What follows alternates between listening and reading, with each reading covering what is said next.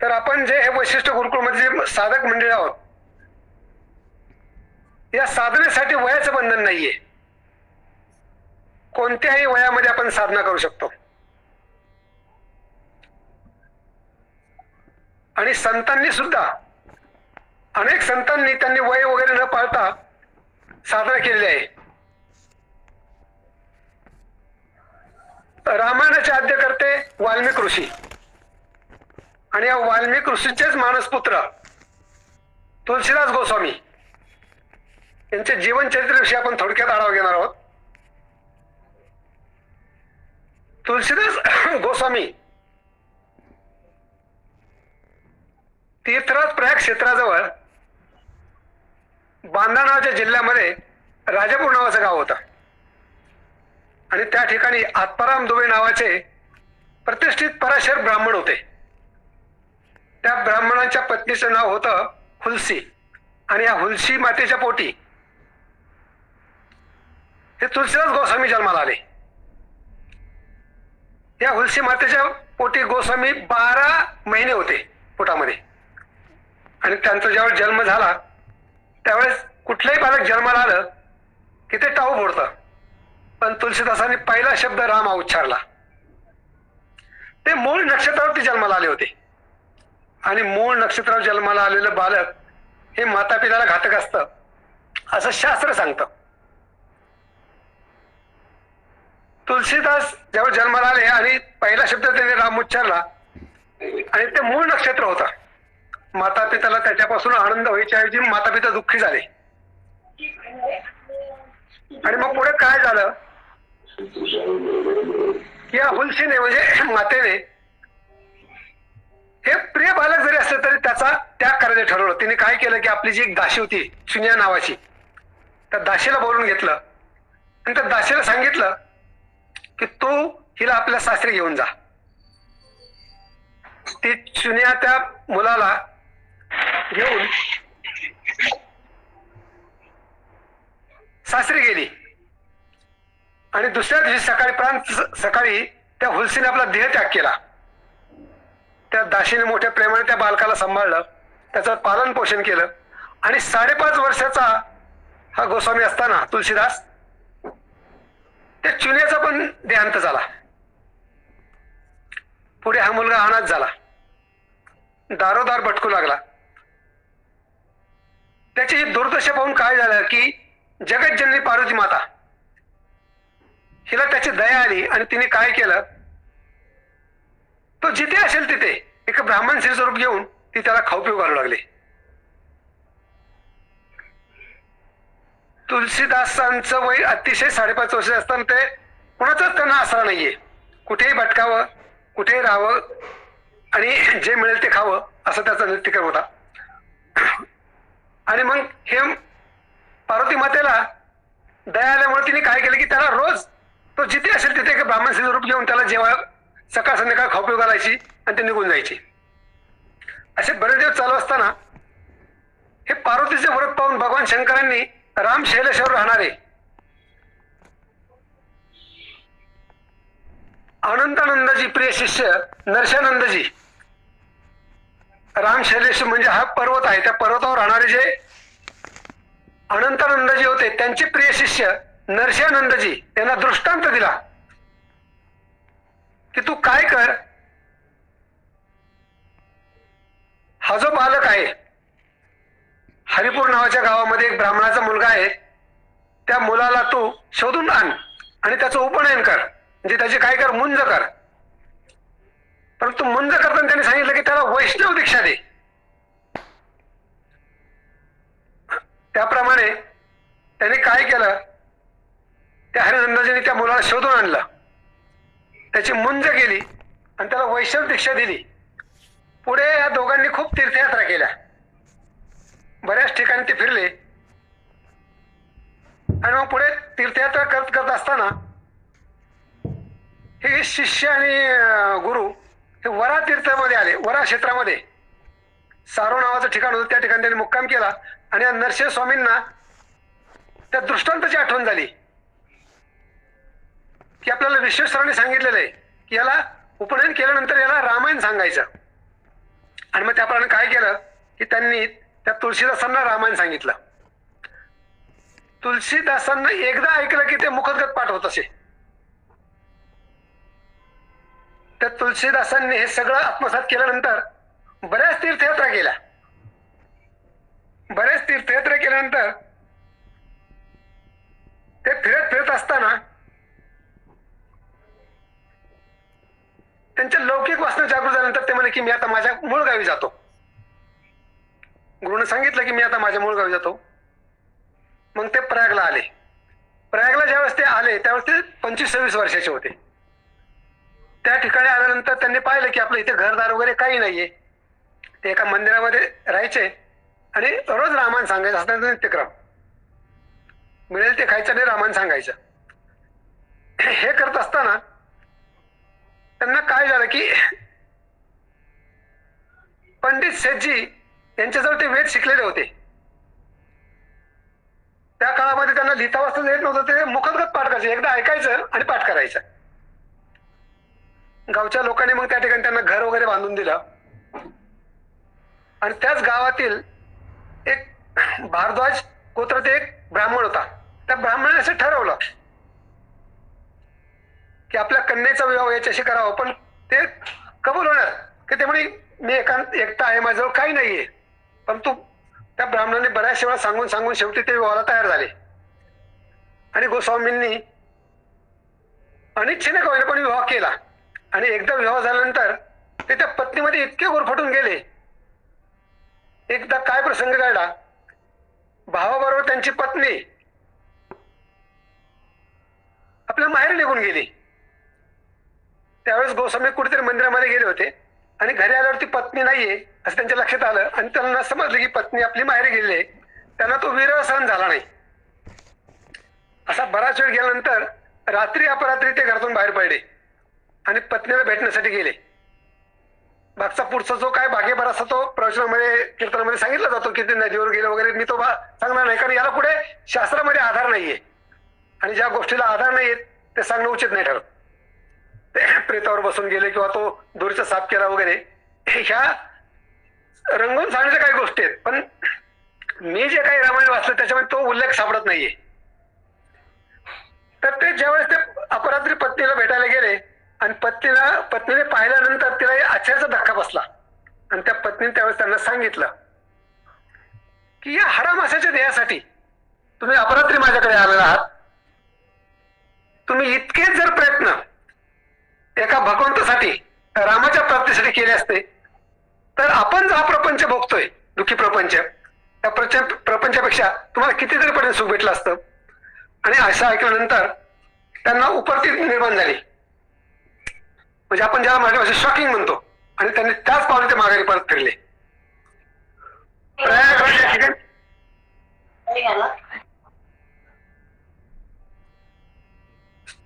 Mic चालू आहे कोणाचा का?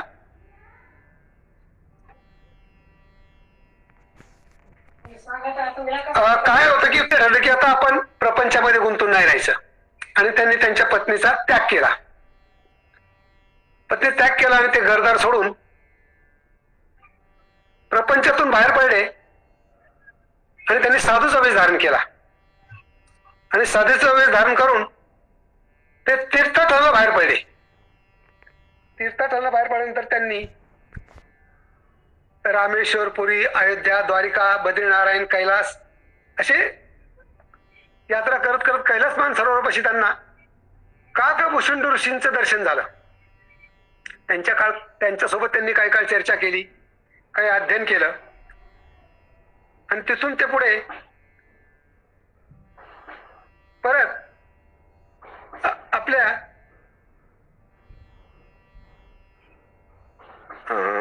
माफ करा त्या ठिकाणचं नाव मी विसरलो. काशी क्षेत्री आले. बरोबर, काशीला परत ते आले.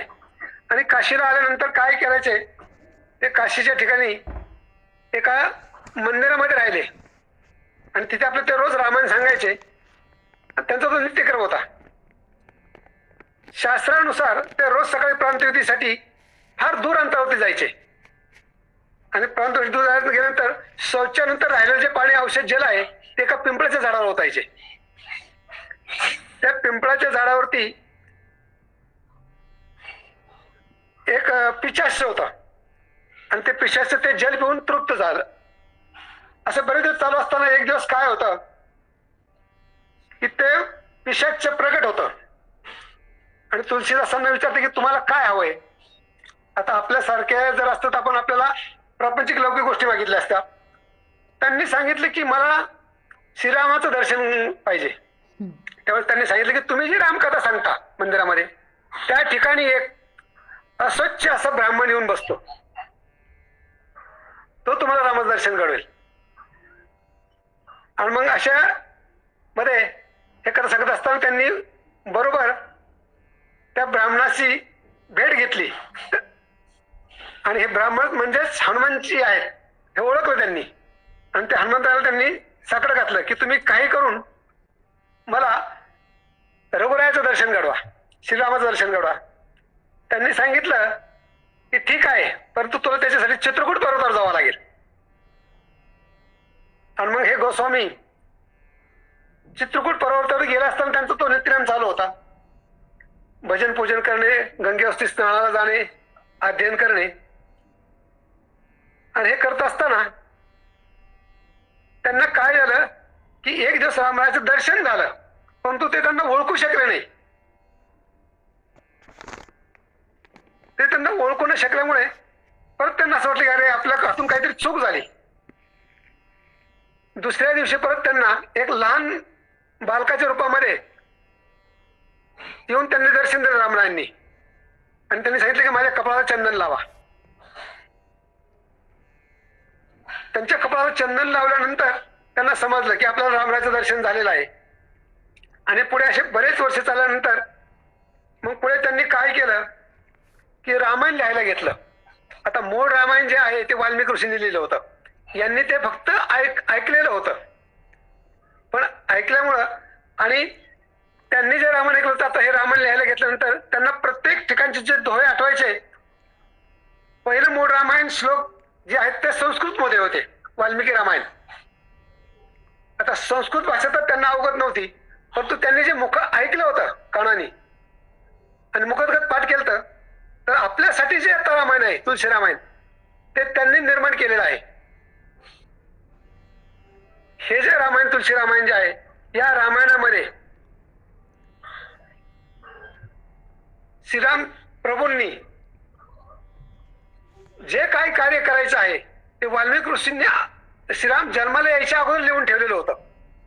संतांचा महिमान कसा असतो बघा, उद्या काय घडणार आहे आणि त्याचप्रमाणे घडलं पाहिजे हे वाल्मिकी ऋषींनी रामायण लिहिलं होतं. आणि तेच रामायण पुढे तुलसीदासांनी, कारण ते संस्कृतमध्ये होतं, जगाला माहित नव्हतं, पण ते जगाच्या पुढे आणण्यासाठी त्यांना हे रामायण करण्याची बुद्धी दिली.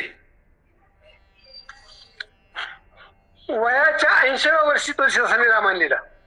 ज्यावेळेस तुलसी रामायण लिहून पूर्ण झालं त्यावेळेस त्यांचं वय वर्ष 80 होतं. हे तुलसी रामायणाचं लिखाण 2 वर्ष 7 महिने आणि 26 दिवस चाललं होतं.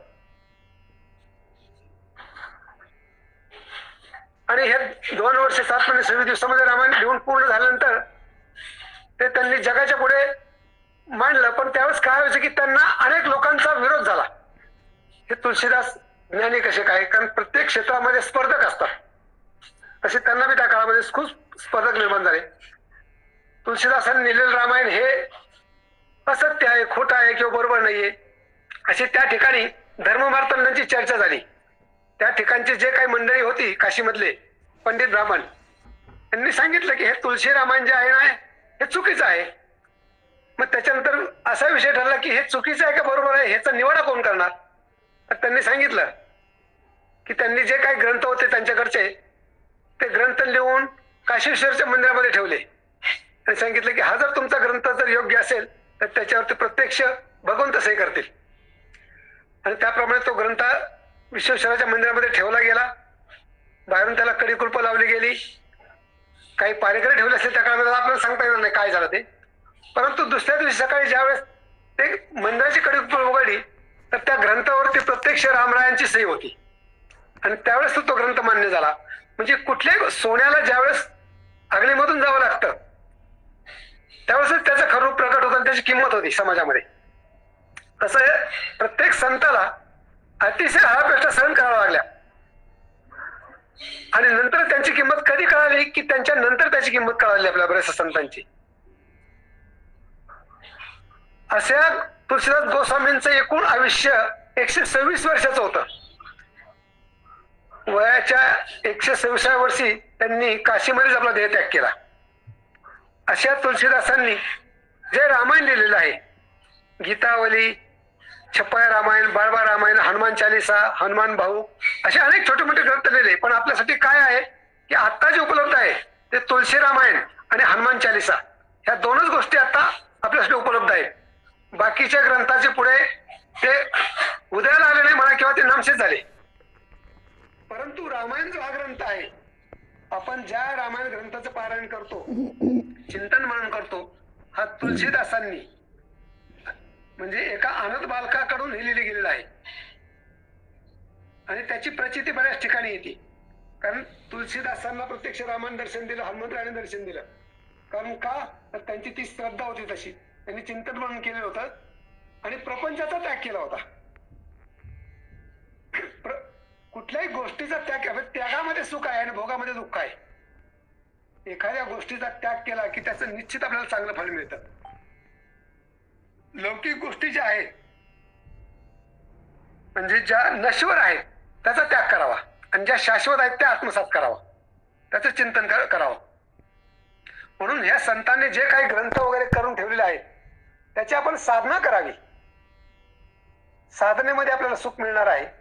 आणि संतांचा महिमा, संतांनी आपल्यासाठी जे काही ग्रंथ उपलब्ध करून ठेवले आहेत त्याचं चिंतन मनन करावं. त्याच्यामुळे काय होईल, आपल्याला नेहमी आनंद मिळेल. आपल्याला आनंद बाहेर शोधायची गरज नाहीये. या ग्रंथामध्येच मनुष्य गुंतून राहिला ना. बऱ्याचशा ग्रंथामध्ये काही अतिशयोक्ती असेल असे ग्रंथ टाळावेत. जे संत सत्य लिहिलेले जे ग्रंथ आहेत ना, असेच ग्रंथ आपण आत्मसात करावे.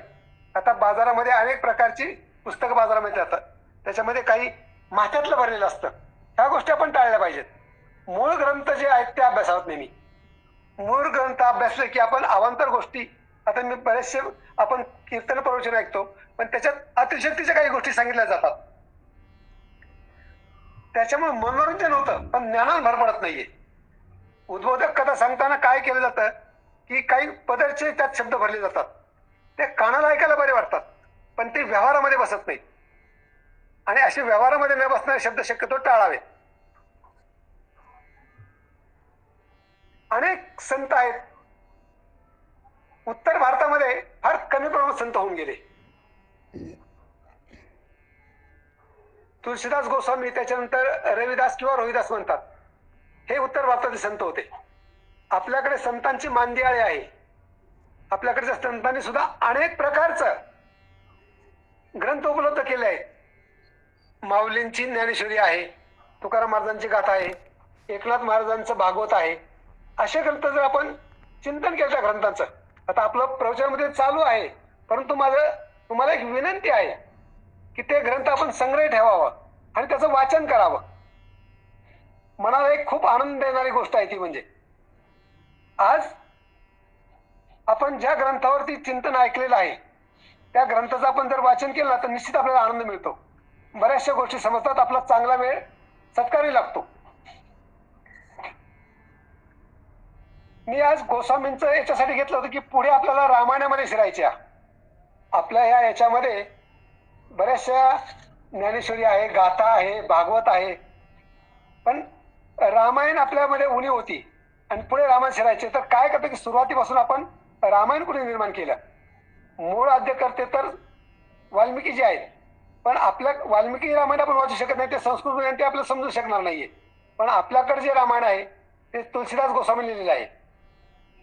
हे रामायण आपल्याला कथारूपाने ऐकायचे आहे. अतिशय त्याच्यामध्ये सुंदर दोहे आहेत. मी मागच्या एका प्रवचनामध्ये म्हणलं होतं ना की कवन सो काज कठीण जग माही जो न होई तात तो. हा जो दोहा आहे हा रामायणामधलाच दोहा आहे, तुळशीदासांचाच हा दोहा आहे. असे खूप सुंदर सुंदर दोहे आहेत तुळशीदासांनी लिहिलेले. तर हे दोहे आपल्याला पुढे पाहिजेत. रामायण अतिशय जीवनामध्ये कसं प्रपंच करावा, सत्य मार्गावर कसं चालावं, बंधुप्रेम कसं असावं, नीतिधर्म कसा असावा, एकवचनी एकपत्नी कसं असावं, ह्या सगळ्या गोष्टीचं सार या ग्रंथामध्ये आहे. मी सर्वांनी रामायण ऐकलेलं आहे, परंतु ज्यावेळेस आपण दोहे ऐकतो ते अवध भाषे म्हणजे अयोध्येच्या भाषेमध्ये लिहिले आहे. आता आपला जसं ग्रंथ तुकाराम महाराजांनी गाथा आपल्या मराठी भाषेमध्ये लिहिली आहे, ज्ञानेश्वरी प्राकृत भाषेमध्ये ज्या काळात लिहिली गेलेली आहे, तसं हे जे रामायणचे दोहे आहेत हे अवध भाषेमध्ये आहेत, परंतु त्याचा पुढे मराठी अर्थ खूप सुंदर आहे. त्यांनी त्यांचे जे विचारामध्ये लिहिले आहेत ना ते दोहे त्या बोली भाषेमध्ये आहेत. अयोध्येची जी भाषा आहे ना ती अवधपुरी म्हणतात तिला. त्या अवधपुरी भाषेमध्ये हे दोहे आहेत आणि त्याचा मराठी अर्थ खूप सुंदर आहे. आपल्याला जीवनाचं सार सांगणारा हा जो ग्रंथ हा रामायण ग्रंथ आहे. तुलसीदास स्वामी सांगतात की जीवनाचं जर सार काय असेल तर हा रामायण हा ग्रंथ आहे. आणि प्रभू रामचंद्रच्या जीवनचरित्राकडे पाहावं आणि आपण जगावं. आपण कसं जगावं, काय गोष्टी कराव्यात, काय नाही कराव्यात, ह्या सगळ्या रामायणामध्ये सांगितलेल्या आहेत. रामायणामध्ये प्रपंचामध्ये आपलं एकत्र कुटुंब असेल तर एकत्र कुटुंबामध्ये कशा प्रकारे जगलं पाहिजे. कारण त्यांचं सुद्धा रामाचं पण मोठं कुटुंब होतं. दशरथ राजा होत्या, त्याच्या 3 पत्नी होत्या, रामाला 3 भाऊ होते, ते 4 जण, त्यांचे सर्वांचे विवाह झालेले होते, कुटुंब होतं सर्व. आणि या कुटुंबामध्ये कसं वागावं, प्रसंगानंतर काय करावं, याचं धारिष्ट या रामायण ग्रंथामध्ये दिलेलं आहे. रामायण ग्रंथ अतिशय उत्कृष्ट आहे.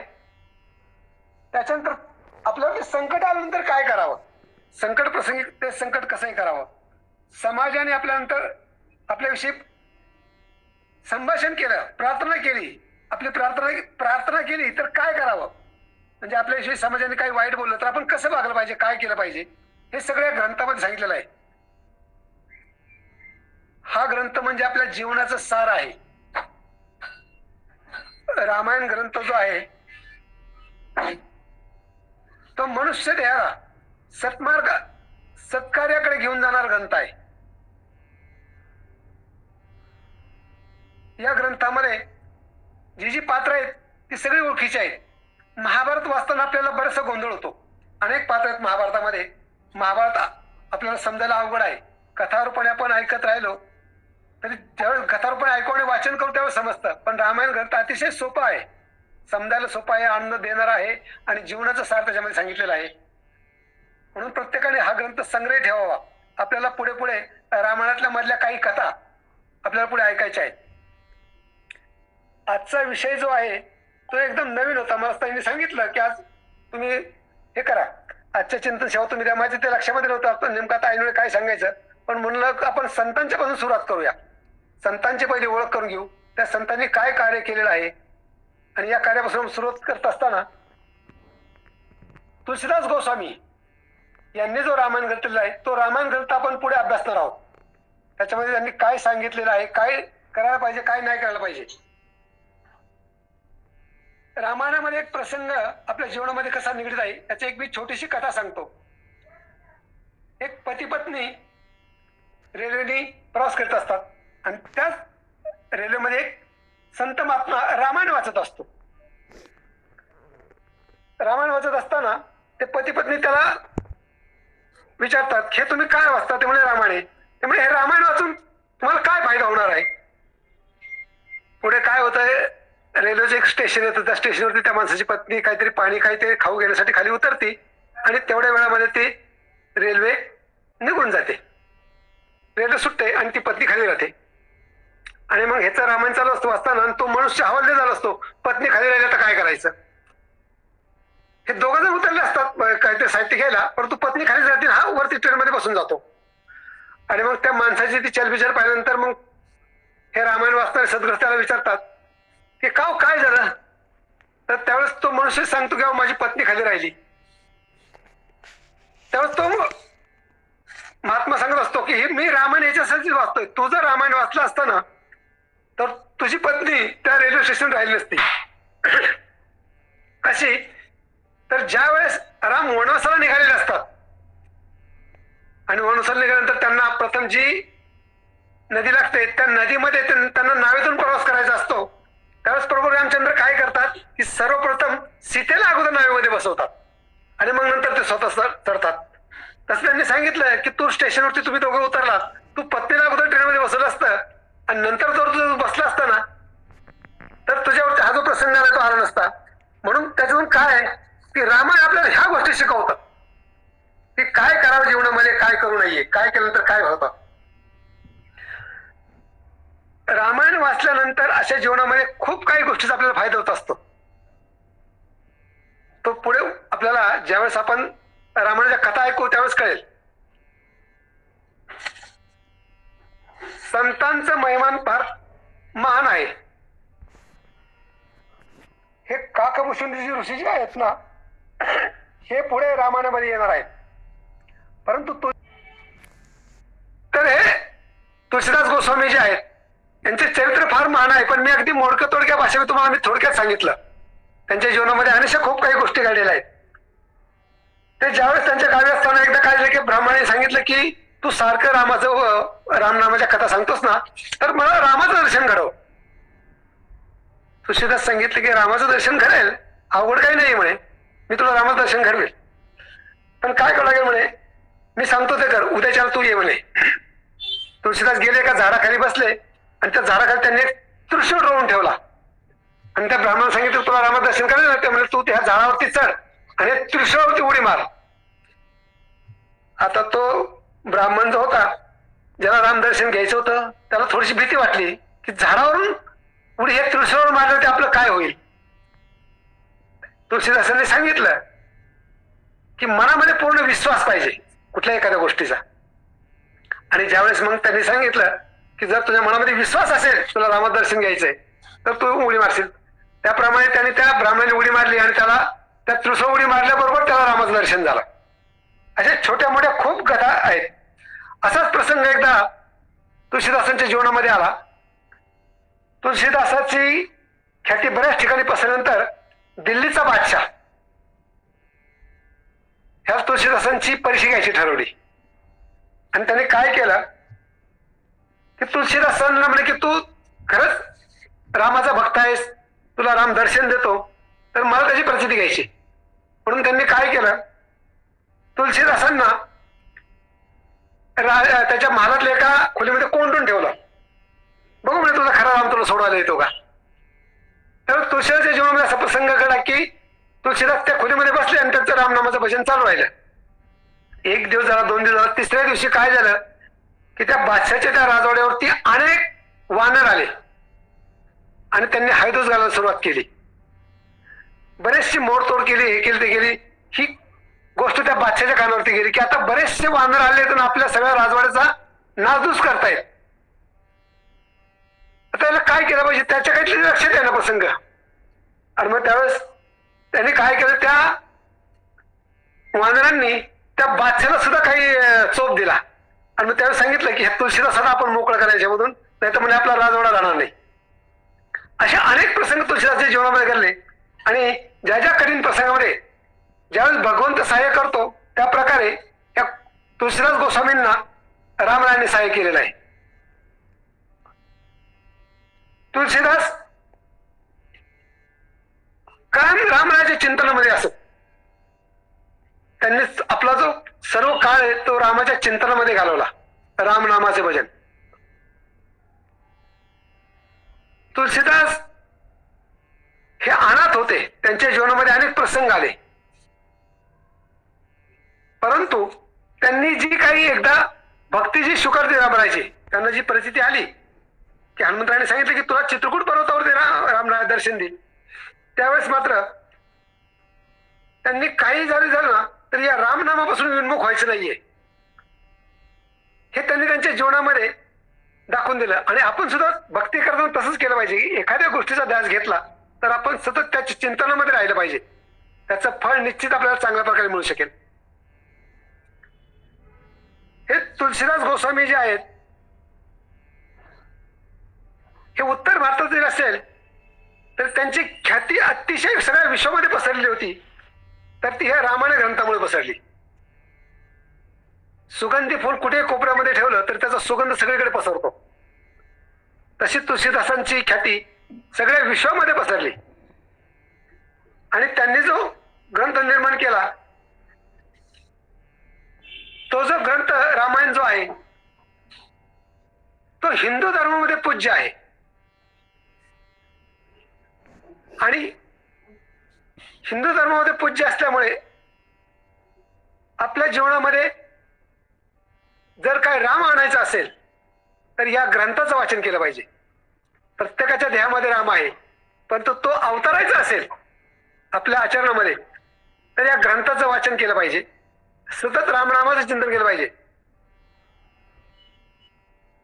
रामनामाच्या चिंतनाने काय होईल, तुम्ही श्रीमंत होणार नाहीये, परंतु तुम्ही आनंदी निश्चित व्हाल. आणि आनंदी व्हायचं असेल, एकदा मनुष्य आनंद झाला की दुःखाला थारा राहत नाही. जसा दिवा लावल्यानंतर अंधार नाहीसा होतो तसा आनंद मिळाला की दुःख नाहीसं होत असतं. आज या चिंतन सेवेमध्ये या ठिकाणी मी ही चिंतन सेवा या ठिकाणी थांबवतो. कारण काय झालेलं आहे की आपल्याला पुढे रामायणामध्ये सुरुवात करायची आहे. तुळशीदासांचं चरित्र संपलेलं आहे. इतर संतांचे चरित्र आपण वेगळ्या ग्रंथामध्ये परिशोधन घेणारे आहेत. आपल्याला पुढच्या चिंतनामध्ये रामायणामध्ये सुरुवात करायची आहे. खरं म्हणजे वेळ अजून तसं 20-25 मिनिटं आहे, परंतु मी आजचं हे आपण थोडक्यात संक्षिप्त रूपाने पाहिलेलं आहे. आता याच्याविषयी मी जे सांगितलं याच्यापेक्षा तुम्हाला काही माहिती असेल तर तुम्ही विचारू शकता ना.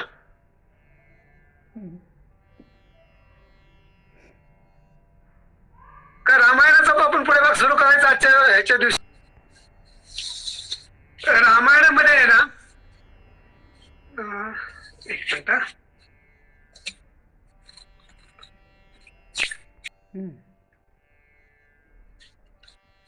म्हणजे त्याचे विभाग असे कांडाने पाडलेले आहेत. बालकांड, अरण्यकांड, अयोध्याकांड, लंकाकांड आणि सुंदरकांड असे कांड पाडलेले आहेत त्याच्यामध्ये. म्हणजे त्याचे विभाग केलेले आहेत ते. आता हा जो भाग आहे हा उत्तर भारतामध्ये अशा प्रकारचा असतं. आपल्याकडे आपण पहिला श्लोक, पहिला अध्याय किंवा पहिलं प्रकरण किंवा पहिला धडा अशा स्वरूपाचं असतं. पण तिकडचं कसं की ते कांड स्वरूपाने मांडले असतात, म्हणजे विभाग केले असतात. तर सर्वात पहिला जो आहे तो बालकांड आहे. आणि बालकांडामध्ये काय सांगितलेलं आहे की हा काकभूषण ऋषींचा संवाद आहे. हा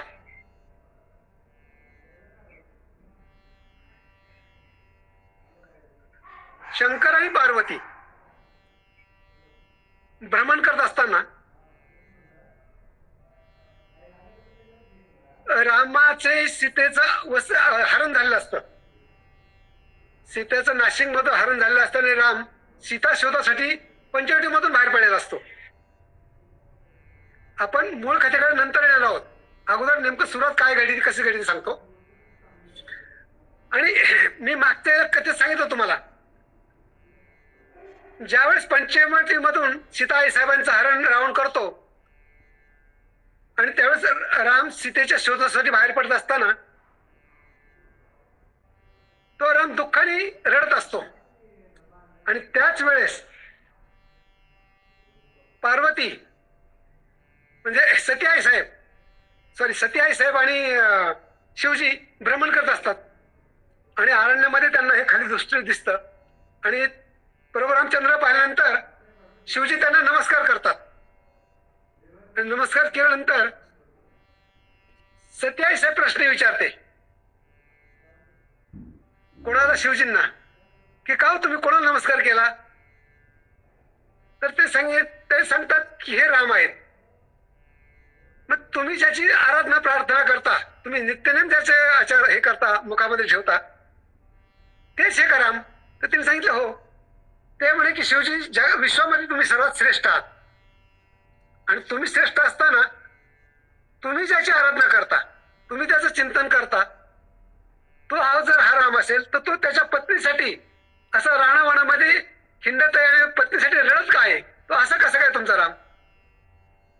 तिला असं वाटलं की शिवजींनी आपली गंमत केली असेल, हा नसेल, म्हणून ती परत विचारते. तर तेव्हा शिव सांगतात नाही सते हाच राम आहे तो. मग ती त्यावेळेस त्याची परीक्षा घ्यायची ठरवते. मागच्या कथेमध्ये हा भाग आला होता आपला. ती प्रभू रामचंद्रांची परीक्षा घ्यायची ठरवते आणि ती परीक्षा घ्यायची ठरवत असताना ती सीता मातेचं रूप धारण करते. आणि सीता मातेचं रूप धारण केल्यानंतर ती रामाकडे जाते आणि त्याला विचारते. ती रामाच्या दृष्टीत पडल्या पडल्या राम तिला म्हणतात की माते आपण इकडे कुठे. राम त्यांना अंतराने ओळखतात की माते आपण इकडे कुठे. त्यावेळेस तिला खूप लज्जा उत्पन्न होते की आपलं बिंग फुटलं. आपण जे सीता मातेचं रूप धारण केलं होतं ते आपलं बिंग फुटलं. परंतु आता पतीकडे जाऊन सांगायचं कसं की मला त्यांनी ओळखलं म्हणून. आणि तुमचे जे राम आहेत ते हेच राम आहेत हे तर सत्य तिला समजून चुकलं. पण आपण जे आपल्या पतीचं न ऐकता आपण सत्वपरीक्षा घ्यायला गेलो रामाची, तर याच्यातून सुटका कशी करायची. म्हणून ती परत शिवजींच्याकडे येते आणि शिवजी हसून विचारतात काय सती घेतली का परीक्षा. त्यावेळेस ती लास्ट्याने म्हणते नाही परीक्षा वगैरे काय घेतली नाही. त्यावेळेस ती खोटं बोलते आणि खोटं बोलल्यानंतर त्याचं काय प्रायचित्त असतं ते तिला तिच्या पूर्ण जीवनामध्ये कळालं. म्हणजे तिला अनुभवावं लागलं. शिवजींनी तिचा त्याग केला कारण तिने काय केलं की सतीचं रूप घेतलं, सीतेचं रूप घेतलं. सीता ही त्यांची गुरुमाता झाली. शिवजींची गुरुमाता होते आणि मग गुरुमातेचे ते रूप धारण केल्यानंतर ती गुरुमाता म्हणल्या तिच्याशी मी प्रपंच संसार कसा करू हे शिवजींनी जाणलं. आणि तिचा त्याग करण्यासाठी ते हिमालयात गेल्यानंतर कैलासात गेल्यानंतर त्यांनी काय केलं की ध्यानस्थ बसले, ते चिंतनाला बसले आणि त्यांनी तिचा त्याग केला की तिच्याशी संभाषणच करायचं नाही. तिच्याशी प्रपंच करायचं सोडून द्या पण संभाषण पण करायचं नाही. आणि हे त्याचं मोठं दुःख तिला भोगावं लागलं. काकभूषण ऋषींचा हा संवाद आहे. रामायण सुरू होत असताना काकभूषण ऋषी सांगतात की ज्या सतीने शंकराची म्हणजे आपल्या पतीची परीक्षा घेतली, ती जी स्त्री आपल्या पतीची परीक्षा घेतली ती स्त्री जीवनामध्ये सुखी होऊ शकत नाही. पती हा परमेश्वर असतो आणि पतीने एखादी गोष्ट सांगितल्यावर त्याच्यावरती विश्वास ठेवावा हा पत्नी धर्म असतो. आणि हा पत्नी धर्म तिने त्या ठिकाणी अट्टासमुळे न पाळल्यामुळे तिच्या जीवनामध्ये सगळं दुःख उत्पन्न झालं. पुढचा प्रकार आपल्याला माहिती आहे. काही हजारो वर्ष कैलासामध्ये त्यांनी तपश्चर्या केली. सतीचं हे जे दुःख होतं, सतीचं हे दुःख हे फक्त तिलाच माहिती होतं. ती कैलास पर्वतावरती जे काही शिवगण होते आणि नंदी होते हे कोणालाही ती सांगू शकत नव्हती. परंतु ती मनामध्ये अंतरात्म्यामध्ये कोणत होती. प्रत्येकाला आपलं काही ना काहीतरी दुःख असतं, एक मनामध्ये सल असते, परंतु काही गोष्टी आपण त्या कुणाला सांगू शकत नाही. तसं सतीने ते दुःख आपल्या मनामध्ये ठेवलं आणि बरेच हजार वर्ष तपश्चर्यानंतर ज्यावेळेस शिवजी त्या तपश्चर्यामधून जागृत झाले आणि त्यांनी हुंकार सोडला त्यावेळेस सीता साहेबांना खूप आनंद झाला आणि तिला वाटलं की आता आपण त्यांच्याशी संवाद साधावा. आणि त्याच दरम्यान दक्ष राजाच्या घरी यज्ञाची सुरुवात झालेली होती आणि हे सगळे देवदेवता त्या दक्ष राजाच्या यज्ञाकडे चाललेले होते. दक्ष राजाच्या यज्ञाकडे चाललेले असताना त्यातले काही लोक म्हणजे समाजामध्ये काही असे दुष्ट लोक असतात की ते दिवसाचे काम करतात. म्हणजे कसं की एखाद्याच्या विषयी म्हणजे का तुम्हाला अमुक गोष्ट समजली नाही का, हे तुम्हाला माहित नाही का, किंवा तुमच्या पाहुण्यांच्या घरी असं लग्न तुम्हाला पत्रिका आली नाही का, अशा प्रकारे सांगतात. तसं त्यातल्या काहींनी विचारलं की का तुम्हाला दक्षराजाच्या घरी जो यज्ञ होणार त्या यज्ञाचं आमंत्रण नाही आहे का. खरं म्हणजे दक्षराजांनी शिवजीला आमंत्रण दिलेलंच नव्हतं आणि त्याला तर द्यायचं पण नव्हतं त्यांना. कारण शिवजीचं असं रूप सगळं पाहून त्यांच्या मनामध्ये कायम द्वेषबुद्धी होती दक्षराजाच्या मनामध्ये शिवजीच्या विषयी. आणि अट्टाहासाने ह्या सतीने शिवजींच्या बरोबर विवाह केला होता. शिवजीचा संसार प्रपंच म्हटलं तर काहीच नाही. वडाच्या झाडाखाली राहायचं, अंगाला भस्म लावायचं आणि सतत चिंतनामध्ये राहायचं. असं असल्यामुळं काय झालं की आपला जो जावई आहे हा जो असा आहे याचं त्यांना शल्य होतं म्हणून त्यांनी त्यांना बोलवलं नाही. आणि मग पुढे काय झालं की सत्याई साहेबांनी हट्ट केला की मला माझ्या माहेरी वडिलांच्या घरी जो मोठा यज्ञ आहे त्या यज्ञाला जायचंय. त्यावेळी शिवसेनेने सांगितलं होतं की जिथे आमंत्रण नसेल बोलवल्या विना जाऊ नये, आपला अपमान होतो. आणि जिथे आपला अपमान होतो ती गोष्ट आपण करू नये, ज्या गोष्टीमध्ये अपमान होतो ती गोष्ट आपण करू नये असं शिवसेनेला सांगितलं. परंतु बाल हट्ट, स्त्री हट्ट आणि राज हट्ट हा थोडा अवघड असतो. प्रत्येक हट्टामध्ये मुलाने समजा हट्ट केला की मला चंद्र तोडून दे, तर शक्य आहे का? राजाने सांगितलं की मला हे जे नदीचं पाणी आहे ते तलवारीने कापून त्याचे 2 भाग करून दे, ते शक्य आहे का? तसं शिवजीने सांगितलं की आपल्याला आमंत्रण नाही तर आपण जाऊ नये, गेलं तर आपल्याला दुःखाची प्राप्ती होईल. परंतु श्री हट्ट होता, त्यांनी सांगितलं की जायचं तुला तर जा, मी येणार नाहीये, तुला सोबतीला मी नंदीला बरोबर पाठवतो. आणि ते नंदीला घेऊन सतीआई साहेब दक्ष राजाच्या यज्ञामध्ये गेली. आणि पुढे काय प्रकार घडला तुम्हाला सगळ्यांना माहिती आहे. त्या यज्ञामध्ये तिचा अपमान झाला, शिवजींना तिथे आमंत्रण नव्हतं, त्या ठिकाणी शिवजीविषयी बरेचसे अपशब्द बोलले गेले. आणि ज्या ठिकाणी देवाविषयी अपशब्द बोलले जातात आणि जे ज्यांच्या कानी पडतं ते दोघेही दुःखाला कारणीभूत होतात. ज्यावेळेस दक्ष राजा शिवजीविषयी अनेक अपशब्द बोलले हे सतीआई साहेबांनी ऐकलंच, पण त्या ठिकाणी जे अनेक देवदेवता आलेले होते त्यांनी ते ऐकलं होतं. आणि त्यांनी ते ऐकल्यामुळे ते सुद्धा दुःखाला कारणीभूत झाले. ज्यावेळेस हा यज्ञाचा विध्वंस झाला त्यावेळेस ते सर्व जे देवदेवता गेले होते ना त्यांना सुद्धा त्यांच्या पदरी निराशा पडली आणि त्यांना परत परतावं लागलं दुःख मनाने. म्हणून ज्या ठिकाणी देवाची प्रार्थना केली जाते, देवाविषयी अपशब्द बोललं जातं, ते आपण तर ऐकूच नाही, पण जे ऐकतील त्यांना सुद्धा दुर्गती प्राप्त होत असते. हे पूर्वीपार आलेलं आहे. म्हणून ज्या ठिकाणी संतांचं महिमान गुणगान गायलं जाईल अशा ठिकाणी जाऊ, म्हणून हे कीर्तन सेवा जी आहे ही सुरू झालेली आहे. देवाचं भजन पूजन कीर्तन गुणगान गावावं याच्यासाठीच हे कीर्तन भजन पूजन आहे.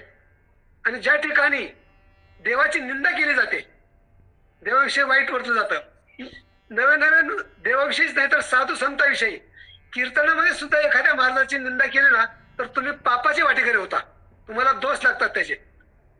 एखाद्या कीर्तनकाराची एखादी गोष्ट तुम्हाला नाही आवडली ना तुम्ही सोडून द्या ना, घ्यायचे का नाही घ्यायचे तुम्ही ठरवायचं. त्याला त्याच्या अल्पशा बुद्धीप्रमाणे त्याने जे काही सांगितलं असेल ते सांगितलं असेल. काही धार्मिक असेल, आध्यात्मिक असेल, मार्मिक असेल किंवा विनोदी असेल, तुम्ही काय घ्यायचं ते ठरवायचं असतं. पण त्याच्याविषयी जर आपण निंदा केली, हे माझे बोल नाहीये, हे शास्त्र सांगतं.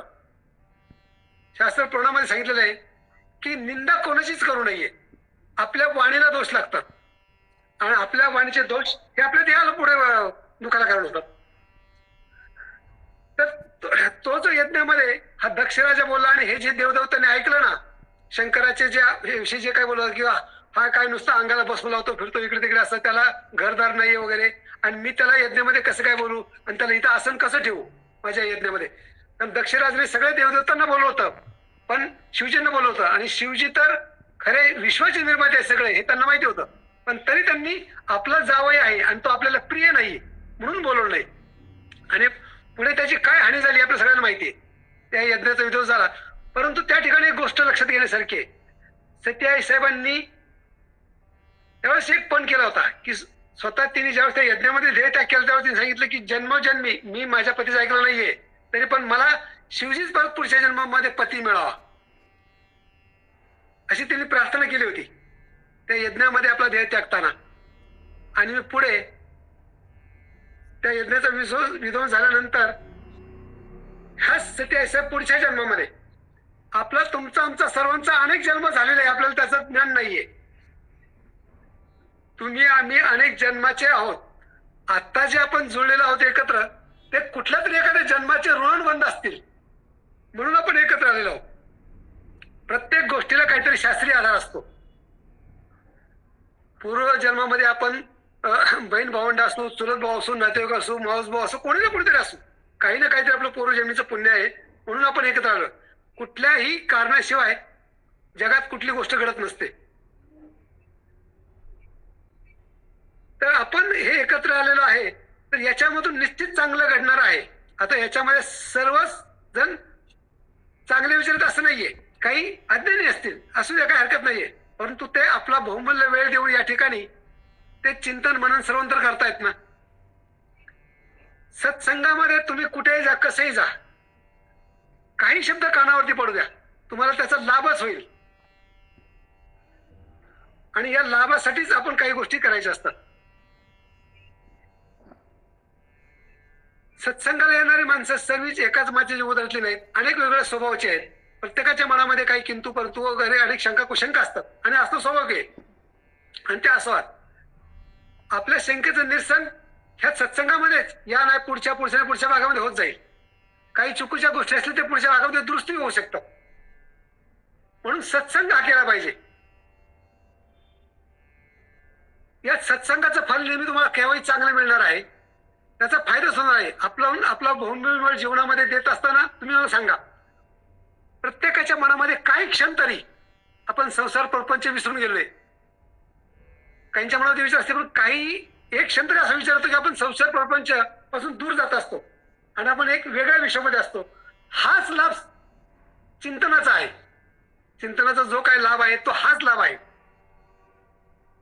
तर आपण सर्वांनी गुगल मीट वरती हे ऐकत असताना, आता मी तुम्हाला वारंवार सांगतो की तुम्ही चिंतन करा, वाचन करा, मनन करा, वेगवेगळे ग्रंथ वाचा. आमचा अभ्यास नाहीये, पण तुम्ही तरी ज्ञानी व्हा याच्यामधून.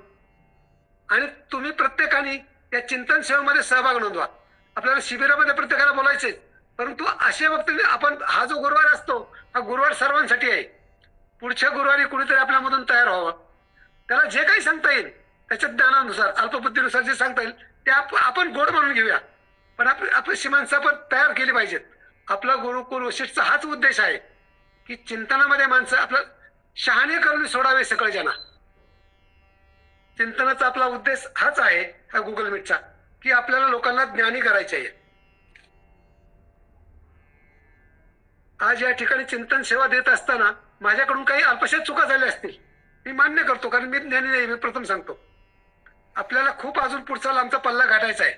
सर्वांना याच्यामधून काही ना काहीतरी बोध घ्यायचा आहे, काही ना काहीतरी पदरी पाडून घ्यायचं आहे. आणि काही ना तरी चांगलं पदरी पाडून घेतलं तरच आपल्याला सुख आहे, आनंद आहे. आजची ही चिंतन सेवा मी या ठिकाणी थांबवतो आणि माझ्या सेवेला पूर्ण विराम देतो.